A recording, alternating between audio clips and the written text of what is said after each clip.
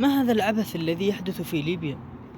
ما هذه الأشياء التي تصبح في ليبيا؟ لما هذا العبث؟ لما تعبثون بمشاعرنا وبقلوبنا وبأفئدتنا؟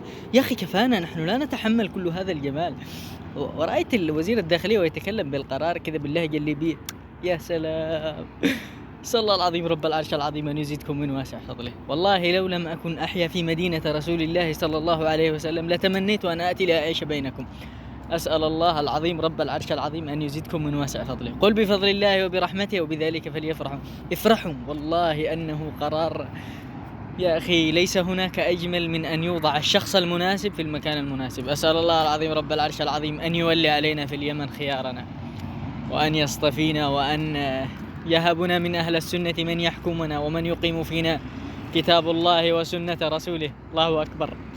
يا أخي جدا سعيد والله، الحمد لله الحمد لله. أسأل الله العظيم رب العرش العظيم أن يبارك فيكم.